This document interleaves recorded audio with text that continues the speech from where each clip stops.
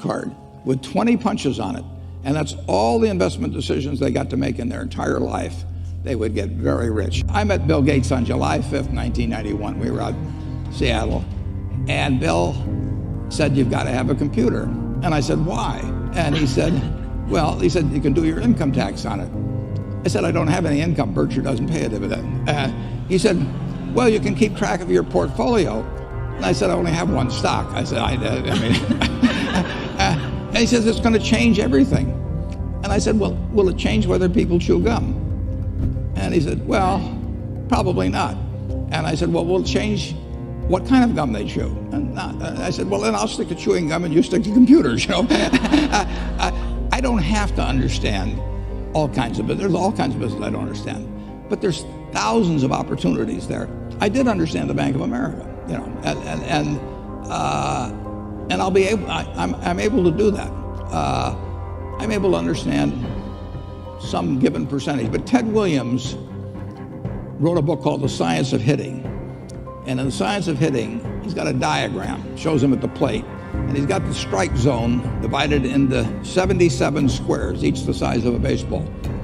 And he says, if I only swing at pitches in my sweet zone, which he shows there, and he has what his batting average would be, which is 400.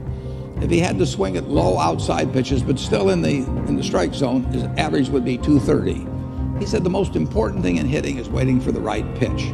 Now, he was at a disadvantage because if the count was 0-2 or 1-2 or so on, even if that ball was down where he was only going to bat 230, he had to swing at it. In investing, there's no called strikes. People can throw Microsoft at me and, you know, you name it, any stock, General Motors, and I don't have to swing.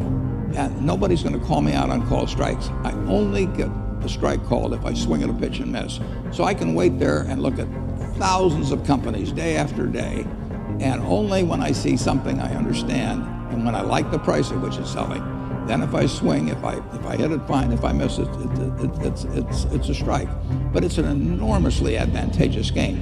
And it's a terrible mistake to think you have to have an opinion on everything. You only have to have an opinion on a few things. In fact, I've told students, if when they got out of school, they got a punch card with 20 punches on it, and that's all the investment decisions they got to make in their entire life, they would get very rich because they would think very hard about each one.